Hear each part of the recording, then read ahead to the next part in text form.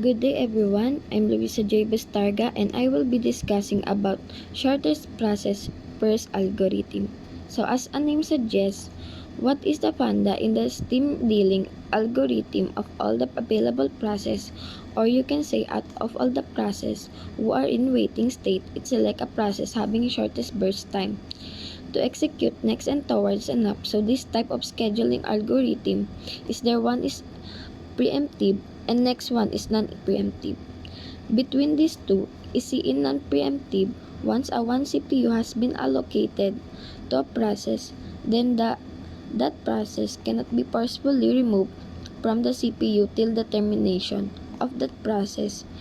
It's simply they write solve this problem with shortest job. First algorithm, then by default you have to use which made that is non-preemptive mode, and the preemptive mode of this algorithm is also known as shortest remaining time. Shortest remaining time first means you have to apply what technique preemptive, and it's nothing is given preempting non-preemptive, and SGF is given, then by default it is known as preemptive. If two or more processes are given with the same burst time, then what will you do? See, the funda is you have to choose process with minimum burst time. But if two processes are having same burst time, 1 and 1, you can see then you will apply first come first serve to break the times. First of all, we will draw what? Gantt chart.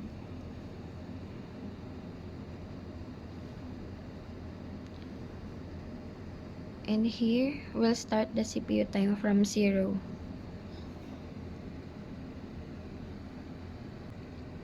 This one is very important to solve this numerical. If you have drawn this Gantt chart properly and correctly, then almost 90% of your work has been done fine. See, now time is 0.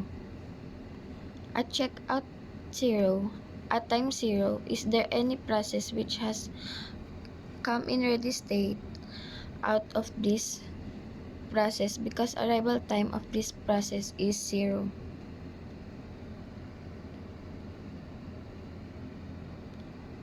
So at time process, we only have one process, that is P4. So you cannot directly jump to this burst time. 0 mas shortest time, because same if to process having some burst time, then use FCS means P1. So you can write P1. Now see that I not right, because you cannot allocate CPU to either P1 or P3.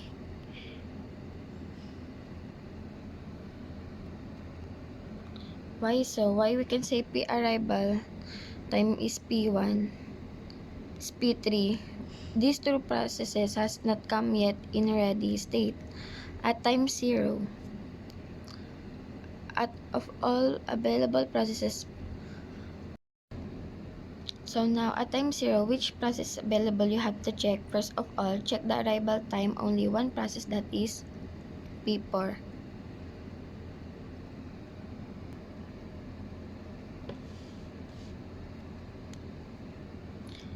So you have no other choice. You have to allocate the CPU to this process P4.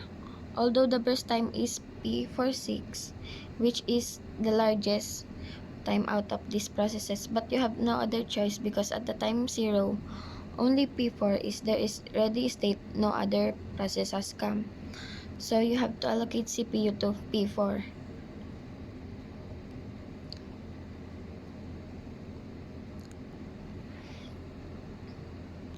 And till burst time of the process is 6. So this process will require 6 units of time completing its executing. So here you will write 6. As it is non-preemptive mode, we are discussing the non-preemptive mode. So in between execution, you cannot remove this process from CPU, because this is not preemptive. Here, to assumption is non-process would require any I/O device, only CPU bound process we have only taken. Now at time 6, you have to check out what process has come out. This has come at the time 2, 1 for all processes has been arrived. So you can say in ready queue, ready P1, P2, P3, P5. Now you have to apply Funda of Australia. Now you have to select a process having shortest burst time because we all the process of all available process you have to pick. Now, C2 processes are having same both time because one is minimum, one so P1 having and P3 is also having now. There is tie now. To break the tie you here have to apply what FCF is fine. First come first, so now check out the arrival time of this process and 1 P1 has come at P2 and P3 has came at time 4. So according to first come first serve, CPU will be allocated to P1 because 2 is less than this 4, so P1 has come P3, so PCP. You have to write P1. And now tell you what time check out the first time is 1, so it record only 1 unit times 6 to 7. Now P1 has been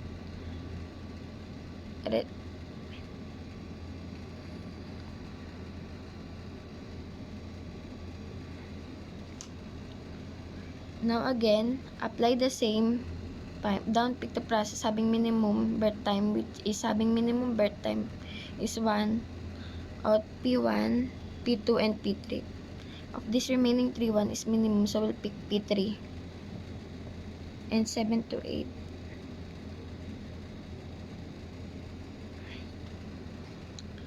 Out of remaining, P2 and P5 is smaller than 3 smaller than 5, so we'll pick what 5 and burst time is 3.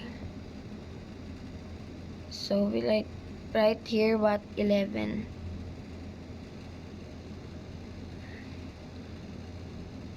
P2 and this will be 16. Now see, you see the Gantt chart. Is there any time when the CPU was idle? No, from 0 to this 16. Every time the CPU was busy doing some processing, fine. So in this case, if CPU is not idle from starting to ending, this total 16 should be equal to this total of this burst time.